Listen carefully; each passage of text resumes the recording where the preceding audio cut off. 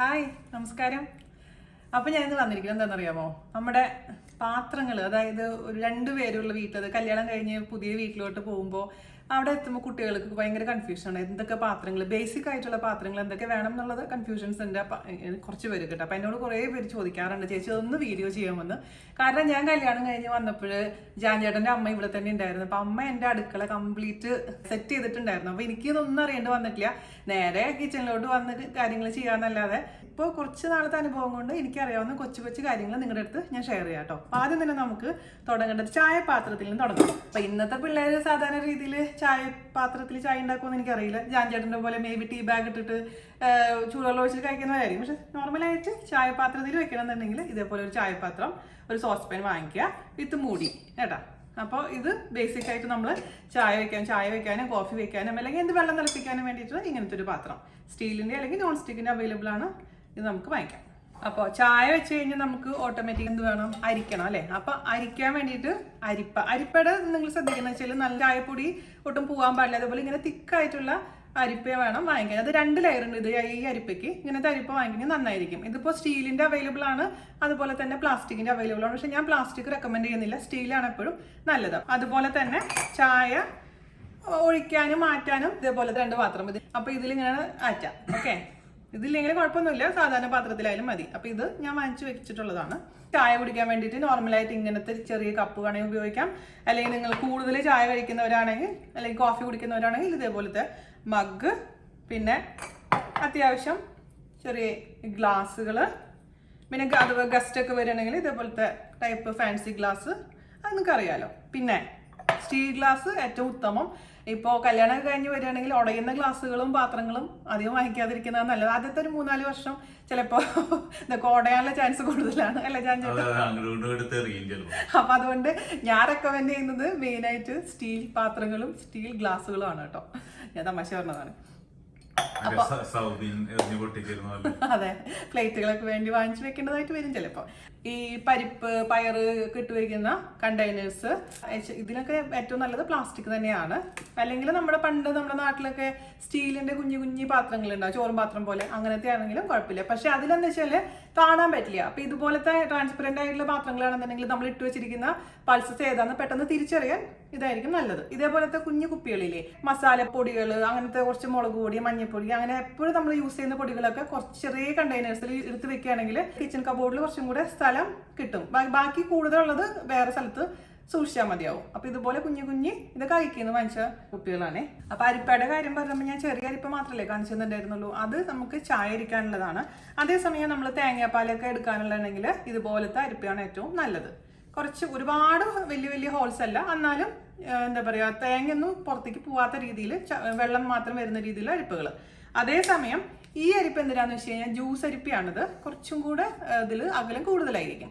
അപ്പോൾ 3 ടൈപ്പ് അരിപ്പയാണ് നമുക്ക് വീട്ടിൽ അത്യാവശ്യമായിട്ടുള്ളത്. ഒന്ന് ചായ അരിപ്പ, ഒന്ന് ജ്യൂസ് അരിപ്പ, ഒന്ന് തേങ്ങാപ്പാലരിക്കുന്നതിനും ബാക്കിയുള്ള കാര്യത്തിനും വേണ്ടിയുള്ള അരിപ്പ. ഓക്കെ, പിന്നെ കിച്ചണിലോട്ട് ഞാൻ വരുമ്പോൾ ഏറ്റവും എനിക്ക് കൂടുതൽ ഉപകാരം തോന്നിയിട്ടുള്ളത് നമ്മുടെ മെഷറിംഗ് കപ്സ് ആണ്. അതായത് ഇപ്പോൾ പുതിയതായിട്ട് കുക്കിംഗ് പഠിക്കുന്ന കുട്ടികൾക്കൊക്കെ ആദ്യമേ തന്നെ കറക്റ്റ് ടേബിൾ സ്പൂണും ടീസ്പൂണൊക്കെ തിരിച്ചറിഞ്ഞു കഴിഞ്ഞാൽ ആ അളവുകളൊക്കെ ശരിക്കും ഫോളോ ചെയ്യാൻ പറ്റും. ഇതേപോലെ വാങ്ങിക്കണമെന്നല്ല, സൂപ്പർ മാർക്കറ്റിൽ പല ടൈപ്പ് മെഷറിംഗ് കപ്സ് അവൈലബിൾ ആണ്. ഇത് 250 ml കപ്പാണ്. അതുപോലെ ഒരുപാട് പേര് ഈ ടേബിൾ സ്പൂണും ടീസ്പൂണും തമ്മിൽ കൺഫ്യൂഷൻസ് വരാറുണ്ട്. ടേബിൾ സ്പൂൺ എന്ന് പറഞ്ഞു കഴിഞ്ഞാൽ 15 ml ആണ് ഒരു ടേബിൾ സ്പൂൺ. അതേസമയം ടീസ്പൂൺ എന്ന് പറഞ്ഞു കഴിഞ്ഞാൽ 5 ml ആണ്. 3 ടീസ്പൂൺ കൂടിയതാണ് ഒരു ടേബിൾ സ്പൂൺ. അപ്പോൾ ഇതേപോലെ നമ്മുടെ കയ്യിൽ കറക്റ്റായിട്ട് മെഷറിംഗ് സ്പൂൺസും ടേബിൾ സ്പൂൺസും ഒക്കെ ഉണ്ടെങ്കിൽ കുറച്ചും കൂടെ, അപ്പോൾ എൻ്റെ വീഡിയോ ഒക്കെ ഫോളോ ചെയ്യുന്നവർക്ക് കുറച്ചും കൂടെ കറക്റ്റായിട്ട് മെഷർമെന്റ്സ് ഫോളോ ചെയ്യാൻ പറ്റും കേട്ടോ. അപ്പോൾ ഇത് ഞാൻ റെക്കമെൻഡ് ചെയ്യുന്ന ഒരു കാര്യമാണ് മെഷറിംഗ് കപ്പ്. പിന്നെ ഒബ്വിയസ്ലി നമുക്ക് വേണ്ടത് ഞാൻ നേരത്തെ പറഞ്ഞ പോലെ തന്നെ ചോറ് കൊണ്ടാനുള്ള പാത്രങ്ങൾ. ഞാൻ പ്രിഫർ ചെയ്യുന്ന സ്റ്റീൽ പ്ലേറ്റ് ആണ് പ്രിഫർ ചെയ്യുന്നത്. അതല്ലെങ്കിൽ ഉടയുന്ന പ്ലേറ്റ്സ് ആണെങ്കിലും എന്താണെങ്കിലും. ഇപ്പോൾ നിങ്ങൾക്ക് 2 പ്ലേറ്റോ അല്ലെങ്കിൽ 5-6 പ്ലേറ്റ് വാങ്ങിച്ചാലും കുഴപ്പമില്ല. പക്ഷേ ഗസ്റ്റ് ഒക്കെ വരുമ്പോൾ എപ്പോഴും ഡിസ്പോസിബിൾ പ്ലേറ്റ്സ് വാങ്ങിക്കുന്നതാണ് ഏറ്റവും നല്ലത്. കാരണം അല്ലെങ്കിൽ പിന്നെ ഈ ജോലി കഴിഞ്ഞ് തിരിച്ചെത്തി ഗസ്റ്റിനെ വിളിച്ച് ഇത് കൊടുത്തതിന് ശേഷം അത് വാഷ് ചെയ്യാനൊക്കെ കുറേ സമയം പോകും. അതുകൊണ്ട് അല്ലെങ്കിൽ ഏറ്റവും ബെസ്റ്റ്. പിന്നെ കഞ്ഞി കുടിക്കുന്ന ശീലമുള്ള ആൾക്കാരാണെങ്കിൽ കഞ്ഞിയുടെ പ്ലേറ്റും വേണം. ഓക്കെ, കഞ്ഞി കുടിക്കാൻ വേണ്ടിയിട്ട് ടേബിൾ സ്പൂൺ, കഞ്ഞിക്ക് നല്ല എല്ലാത്തിനും ആവശ്യമുള്ള table spoon, normal table spoon, measuring spoons അല്ലാണ്ട് നോർമൽ ടീസ്പൂൺസും ടേബിൾ സ്പൂൺസൊക്കെ അതേപോലെ തന്നെ ഫോർക്ക് ഒരു വലിയ ഘടകം തന്നെയാണ് എൻ്റെ കുക്കിങ്ങിന്. അപ്പോൾ അതുകൊണ്ട് പല ഷേപ്പിലുള്ള പല സൈസിലുള്ള ഫോർക്ക് ഞാൻ വാങ്ങിച്ചു വെക്കാറുണ്ട്. പിന്നെ ഞാൻ നേരത്തെ പറഞ്ഞ പോലെ ടീസ്പൂണുകൾ. ഇപ്പം നമ്മുടെ മുളക് പൊടി മഞ്ഞൾപ്പൊടി ഒക്കെ എടുക്കാൻ വേണ്ടിയിട്ട് അതിൻ്റെ ചെപ്പിൽ തന്നെ ഇട്ട് വെക്കാം. ഇതുപോലെ ചെറിയ ചെറിയ സ്പൂണുകൾ ഉണ്ടെങ്കിൽ, അല്ലെങ്കിൽ ആവശ്യമുള്ള സമയത്ത് എടുത്താലും മതിയാവും. പിന്നെ ഞാൻ എപ്പോഴും ഉപയോഗിക്കാറുള്ളതാണ് സ്ലൈസർ. ഇപ്പം നമ്മുടെ ചെറിയ ഉള്ളിയൊക്കെ സ്ലൈസ് ചെയ്യുന്ന ഇതിലാണ് കേട്ടോ. അല്ലെങ്കിൽ നമ്മുടെ ഉപ്പേരി വറക്കുമ്പോൾ അല്ലെങ്കിൽ എന്തെങ്കിലും അത്യാവശ്യത്തിനും എപ്പോഴും നല്ലതാണ് സ്ലൈസർ ആദ്യമായിട്ട് ഉപയോഗിക്കുന്നവർ എപ്പോഴും ശ്രദ്ധിക്കുക, കൈമുറിയായിട്ട് സൂക്ഷിക്കുക കേട്ടോ. പിന്നെ നമുക്ക് കുക്കിങ്ങിന് ഉപയോഗിക്കുന്ന മെയിനായിട്ട് മരത്തിന്റെ തവികളാണ് ഉപയോഗിക്കുന്നത്. ഇത് തെങ്ങിൻ്റെയാണ് കേട്ടോ. കൂടുതൽ നാള് ഈട് കിട്ടും. നാട്ടിലൊക്കെ 40 രൂപയ്ക്കൊക്കെ അവൈലബിൾ ആണ് ഈ സാധനങ്ങളൊക്കെ. പക്ഷെ ഇവിടെ കിട്ടാറില്ല. ഞാൻ നാട്ടിൽ പോകുമ്പോൾ വാങ്ങിച്ചിട്ടിരുന്നതാണ്. പിന്നെ ദോശയൊക്കെ തിരിച്ചിടാൻ ഒന്നില്ലെങ്കിൽ ചട്ടകം ഉപയോഗിക്കാം, അല്ലെങ്കിൽ ഇതുപോലത്തെ പ്ലാസ്റ്റിക്കിൻ്റെ ആണെങ്കിൽ ഉപയോഗിക്കാം. കുഴിയുള്ള കയ്യിൽ. അതുപോലെ തന്നെ ചോറ് ഒക്കെ എടുക്കാൻ ഉപയോഗിക്കുന്ന തവി. പൂരിയൊക്കെ കോരിയെടുക്കുന്ന കുറച്ച് കുഴിയുള്ള ടൈപ്പ് ഉണ്ടാവും, അല്ലെങ്കിൽ ഇത്ര കുഴിയുള്ളതുണ്ടാവും. ഈവൻ ഇതിനേക്കാൾ കുറച്ച് വലുതുണ്ടെന്നുണ്ടെങ്കിൽ നമുക്ക് ചോറ് ഊറ്റാൻ വേണ്ടിയിട്ട് ഉപയോഗിക്കാം. നമ്മുടെ നാട്ടിലൊക്കെ കയ്യിൽ കൊട്ടാന്നൊക്കെ പറയില്ലേ, അതിന്റെ ചെറിയ വേർഷൻസ് ഉണ്ട്. ഇതിനേക്കാളും കുറച്ച് കുഴി ഉണ്ടാവും. അതിന് ഞാൻ ഇവിടെ നോക്കിയിട്ട് കാണുന്നില്ല, കാരണം ഞാനിപ്പോൾ അതിലെല്ലാം ഊറ്റാറ്. ഞാൻ ഡയറക്റ്റ് ആയിട്ട് ഞാൻ എൻ്റെ ചോറ് ഊറ്റുന്ന ചോറിന്റെ വീഡിയോ നിങ്ങൾക്ക് കണ്ടാൽ മനസ്സിലാവും. അപ്പോൾ ഈ സംഭവം നല്ലതാണ്. പിന്നെ നമുക്ക് വേണ്ടത് നാരങ്ങ ഞെക്കി. ഇത് വലുതാണ്, ഇതിന്റെ ചെറിയതാണ് ഏറ്റവും നല്ലത്. ചെറിയ നാരങ്ങയാണെങ്കിൽ, വലിയ നാരങ്ങയാണെങ്കിൽ ഇതുപോലെ വലിയ നാരങ്ങ ഞെക്കി വാങ്ങിക്കാം. ഇത് നമ്മുടെ ചോറ് ഊറ്റി വെക്കാൻ ഉപയോഗിക്കുന്ന അരിപ്പയാണ്, വലിയ അരിപ്പ. പച്ചക്കറികളൊക്കെ നമുക്ക് ക്ലീൻ ചെയ്തിട്ട് അതിലേക്ക് ഊറ്റി വെക്കാനൊക്കെ ഇതിന്റെ അരിപ്പകൾ നല്ലതായിരിക്കും. ഇത് ചോറിന് വേണ്ടിയിട്ടുള്ള മാറ്റി വെച്ചിരിക്കുന്ന അരിപ്പയാണ് കേട്ടോ. പിന്നെ ഇതുപോലത്തെ പാത്രം ഞാൻ ഉപയോഗിക്കുന്ന മെയിനായിട്ട് പൂരിയൊക്കെ കുഴയ്ക്കാനും അതുപോലെ ചപ്പാത്തി കുഴയ്ക്കാനൊക്കെ വേണ്ടിയിട്ടാണ്. കാരണം കുറച്ച് സ്പേസ് വേണം. അപ്പൊ ഇതിന് നമ്മൾ ബേസിൻ എന്നൊക്കെ പറയാം. അപ്പൊ ഇതുപോലത്തെ ഇതിന്റെ വലുതോ ചെറുതാണെങ്കിലും നന്നായിരിക്കും. പാത്രങ്ങളൊക്കെ മൂടി വെക്കാനുള്ള മൂടികൾ. പിന്നെ ഇത് നമ്മളുടെ ദോശത്തവ. നോൺ സ്റ്റിക്ക് ആണെങ്കിലും കല്ലാണെങ്കിലും അല്ലെങ്കിൽ അയൺ ആണെങ്കിലും കുഴപ്പമില്ല. അപ്പൊ നമ്മുടെ ദൗത്യത്തിന് കുക്കിങ്ങിൽ ഒഴിച്ചുകൂടാൻ പറ്റാത്തൊരു സംഭവമാണ് ഇഡലി തട്ടും ഇഡലി പാത്രവും. ഇങ്ങനെ ഇഡലി തട്ട് മാത്രം നമുക്ക് വാങ്ങിക്കാൻ കിട്ടും. നോൺ സ്റ്റിക്കും കിട്ടും, ഇതേപോലെ സ്റ്റീലും കിട്ടും. ഇതിന്റെ കൂടെ ഇങ്ങനത്തെ പാത്രം ആണെങ്കിൽ അത് വാങ്ങിക്കാം. അല്ലെങ്കിൽ സാധാരണ നമ്മുടെ കുഴിയുള്ള പാത്രത്തിലും സ്റ്റീം ചെയ്തെടുക്കാൻ പറ്റും കേട്ടോ. അപ്പൊ ഇഡലി തട്ട് താല്പര്യം ഉണ്ടെങ്കിൽ, ഇഡലി ഇഷ്ടമുള്ളവർക്ക് ഇഡലി തട്ട് നമുക്ക് വാങ്ങിക്കാം. അതുപോലെ തന്നെ നമ്മുടെ അപ്പം ഇഷ്ടമില്ലാത്ത മലയാളികൾ ഉണ്ടാവില്ല. അപ്പോൾ അപ്പത്തിന്റെ ചട്ടി വിത്ത് മൂടി. പിന്നെ നമ്മുടെ അടുക്കളയിൽ ഏറ്റവും ഇമ്പോർട്ടൻ്റ് ആയിട്ടുള്ള ഒരു സംഭവമാണ് കുക്കർ. അതായത് ഇപ്പോൾ 2 പേർക്കൊക്കെ കറി വെക്കാനും ഒക്കെ ഏറ്റവും നല്ലത് 2 ലിറ്റർ 2.5 ലിറ്ററിന്റെ ഒക്കെ ചെറിയ കുക്കറായിരിക്കും കേട്ടോ. അപ്പോൾ ഇതേപോലത്തെ ഒരു കുക്കറും അതുപോലെ തന്നെ ഒരു 5 ലിറ്ററിന്റെ കുക്കറും. 5 ലിറ്ററിന്റെ കുക്കർ എന്തിനാണെന്ന് അറിയാമോ? ഇപ്പൊ ബിരിയാണി, പുലാവ് അങ്ങനത്തെ സംഭവങ്ങൾ ഉണ്ടാക്കാനും പായസമൊക്കെ ഉണ്ടാക്കണമെങ്കിൽ ഏറ്റവും നല്ലത് ഒരു 5 ലിറ്ററിന്റെ കുക്കർ. അപ്പോൾ നിങ്ങൾക്ക് ചോറ് ഉണ്ടാക്കണമെങ്കിൽ ഈ 5 ലിറ്ററിന്റെ കുക്കറിൽ ഉണ്ടാക്കാം. അതുപോലെ തന്നെ കറികൾ ഉണ്ടാക്കുന്നത് 2 ലിറ്ററിന്റെ കുക്കറിൽ. അപ്പോൾ 2 കുക്കർ എങ്കിലും ഒരു വീട്ടിൽ വേണം. അതാണ് എൻ്റെ അഭിപ്രായം. നമ്മൾ ഇതിനെ മറക്കരുത് കേട്ടോ. നമ്മുടെ സ്വന്തം പുട്ടിന്റെ മോൾഡ്, ഇങ്ങനത്തെ ചിരട്ട, ഇതേപോലത്തെ ചെറിയ മോൾഡും കിട്ടും, ലോങ് ആയിട്ടുള്ള മോൾഡും കിട്ടും. പക്ഷെ 2 പേരൊക്കെ ഉണ്ടെങ്കിൽ ഇതാണ് ഏറ്റവും നല്ലത്. ഇത് കുക്കറിന്റെ മേലെ നമുക്ക് വെക്കാൻ പറ്റും. അതായത് ഈ വെയിറ്റ് എടുത്തതിന് ശേഷം ഈ സംഭവം ഇതിലോട്ട് ഇറക്കി വെച്ച് കഴിഞ്ഞാൽ വളരെ എളുപ്പത്തിൽ നമുക്ക് പുട്ടുണ്ടാക്കി എടുക്കാൻ പറ്റും കേട്ടോ. അപ്പോൾ ഇതാണ് ഞാൻ എപ്പോഴും റെക്കമെൻഡ് ചെയ്യാറുള്ളത്. ഈ 2 പേരൊക്കെ താമസിക്കും. പിന്നെ എൻ്റെയൊക്കെ കുക്കിങ്ങിൽ ഏറ്റവും ഇമ്പോർട്ടൻ്റ് ആയിട്ടുള്ള വേറൊരു സംഭവമാണ് ഈ പൂരി പ്രസ്, അല്ലെങ്കിൽ പത്തിരി പ്രസ് എന്നൊക്കെ പറയില്ലേ. ഈ പൂരി പ്രസ് ഉണ്ടെന്നുണ്ടെങ്കിൽ നമുക്ക് പൂരി ഉണ്ടാക്കുന്നത് വളരെ എളുപ്പത്തിൽ കഴിയും. അല്ലെങ്കിൽ പരത്തി ഒരുപാട് സമയം എടുക്കും. അപ്പോൾ പൂരി പ്രസ് താല്പര്യം ഉണ്ടെങ്കിൽ വാങ്ങിക്കാം. പിന്നെ കുഞ്ഞു ബൗളുകൾ കറികളൊക്കെ എടുത്ത് വെക്കാനും ഒക്കെ ഉള്ള, അതായത് നമ്മളിപ്പോൾ ഡൈനിങ് ടേബിളിലോട്ടൊക്കെ എടുത്ത് വെക്കാനുള്ള കുഞ്ഞു ബൗളുകൾ ഇത്രയൊക്കെ മതിയാവുമല്ലോ 2 പേർക്കൊക്കെ ആകുമ്പോൾ. അതല്ലാന്നുണ്ടെങ്കിൽ ഇപ്പൊ ഫ്രിഡ്ജിലൊക്കെ വെക്കുമ്പോഴേ എപ്പോഴും ഇതുപോലത്തെ പാത്രങ്ങളാണ് നല്ലത്. അതായത് മൂടിയുള്ള പാത്രങ്ങൾ. അപ്പൊ നമുക്ക് ബാക്കിയുള്ള കറികൾ ഇതേപോലത്തെ പാത്രങ്ങളിൽ ഇട്ടിട്ട് അടച്ച് വെക്കുകയാണെങ്കിൽ ഇതിന്റെ വാസന നമ്മുടെ ഫ്രിഡ്ജിലൊന്നും സ്പ്രെഡ് ആവില്ല. പിന്നെ ഇമ്പോർട്ടൻ്റ് ആയിട്ടുള്ളത് എന്താണ്, അടുക്കളയിൽ അത്യാവശ്യം വേണ്ടത് കത്തി. ചെറിയ കത്തിയും വലിയ കത്തിയും. ഇപ്പൊ നോർമൽ യൂസിനൊക്കെ ഇതേപോലെ കത്തിയാണ് ഞാൻ ഉപയോഗിക്കാറ്. അതേസമയം മത്തങ്ങ മുറിക്കുക, കപ്പ മുറിക്കുക, അങ്ങനെ ഉള്ള സംഭവത്തിന് ഇതേപോലെ വലിയ കത്തി, അല്ലെങ്കിൽ ഈ കത്തി ഉപയോഗിച്ചാലും മതി സ്ഥിരമായിട്ട്. പക്ഷെ 2 കത്തി ഞാൻ ഉപയോഗിക്കാറുണ്ട് കേട്ടോ, ചെറുതും വലുതും.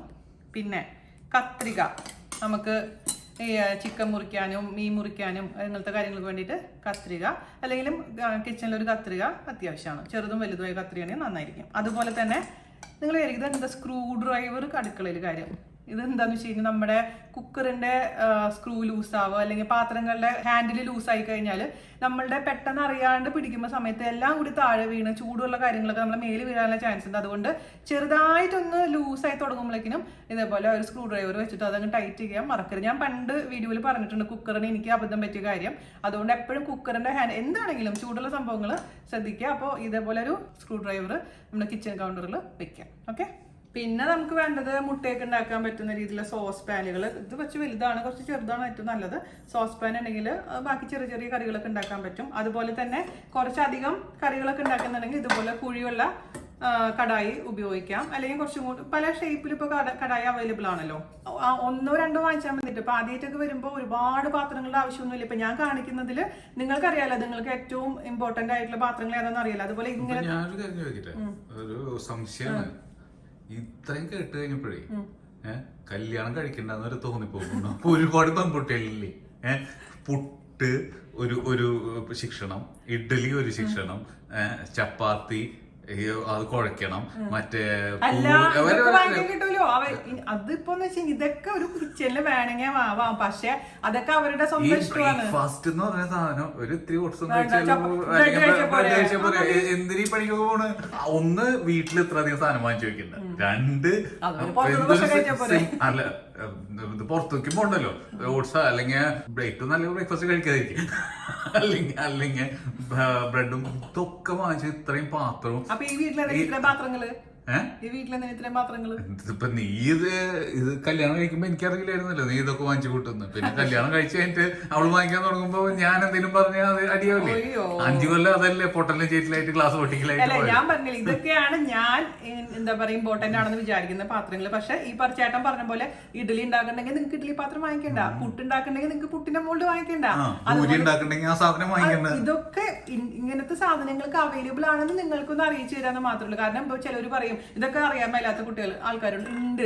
അതെപ്പോഴും നിങ്ങൾ മനസ്സിലാക്കണം. ചേട്ടൻ പറയാറുണ്ട് 10ാം ക്ലാസ് പാസ്സാവുന്ന എല്ലാ വർഷവും നടക്കുന്ന ഒരു പ്രക്രിയയാണ് 10ാം ക്ലാസ് പാസ്സാവുന്നത്. അതുപോലെ തന്നെ പുതിയ പുതിയ കുട്ടികൾ ഈ കുക്കിങ്ങിലോട്ട് വരുന്നുണ്ട്. അപ്പൊ അവർക്ക് ബേസിക്സ് അറിയാത്ത കുട്ടികളായിരിക്കും ചിലപ്പോ. പിന്നെ ഈ കഴിഞ്ഞ ദിവസം ഒരു മെയിൽ ഉണ്ടായിരുന്നു, അതായത് അവര് പഠിപ്പ് കഴിഞ്ഞ് നേരെ ജോലിക്ക് പോകും, അത് കഴിഞ്ഞ് കല്യാണം കഴിക്കും. അപ്പൊ അതിനിടയ്ക്ക് അവർക്ക് ഈ കുക്കിംഗ് പഠിപ്പിച്ചു കൊടുക്കാനുള്ള ഒരു അവസരം ഉണ്ടായിരുന്നില്ല. അപ്പൊ അവര് പറയും യൂട്യൂബ് ചാനൽ ഉണ്ട്, അമ്മ ടെൻഷൻ അടിക്കുന്നതാണ് ഇപ്പോഴത്തെ പിള്ളേർ പറയുന്നത്. അപ്പൊ അതുകൊണ്ട് എനിക്കറിയാവുന്ന കുറച്ച് ബേസിക് കാര്യങ്ങളാണ് നിങ്ങൾക്ക് പറയാൻ ആഗ്രഹിക്കുന്നത്. അതിൽ നിങ്ങൾക്ക് ഇഷ്ടമുള്ളത് എടുക്കാം, മനസ്സിലാവുന്നുണ്ട്. അപ്പൊ ആ ചേച്ചി അത് പറഞ്ഞില്ലല്ലോ, ഞാൻ ഇന്നാളെ പാത്രം ക്ലീൻ ചെയ്തപ്പോ ചില കാര്യങ്ങൾ വിട്ടു പോകും തിരക്കില്ല. അപ്പൊ ചേച്ചി അത് പറഞ്ഞില്ല, ആ പോയിന്റ് സത്യമാണ്. അപ്പൊ നിങ്ങൾ അങ്ങനെ ഞാൻ പറയാൻ മറന്നുപോയ കാര്യങ്ങൾ നിങ്ങൾ എന്നെ ഓർമ്മിപ്പിക്കുന്നുണ്ട്, അതിന് ഒരുപാട് താങ്ക്സ് ഉണ്ട്.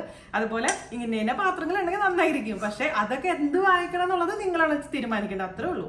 അപ്പൊ ഇത് ആണ് എന്റെ എപ്പോഴും ഉപയോഗിക്കുന്ന കുഞ്ഞു പാത്രം, അതായത് മീനില്ലാത്ത മീൻകറി ഉണ്ടാക്കാൻ അങ്ങനത്തെ പാത്രം. അപ്പൊ ഞാൻ ഈ കാണിച്ച പാത്രങ്ങളിൽ ഇഷ്ടമുള്ള ഒരു പാത്രം വാങ്ങിച്ചാൽ മതി.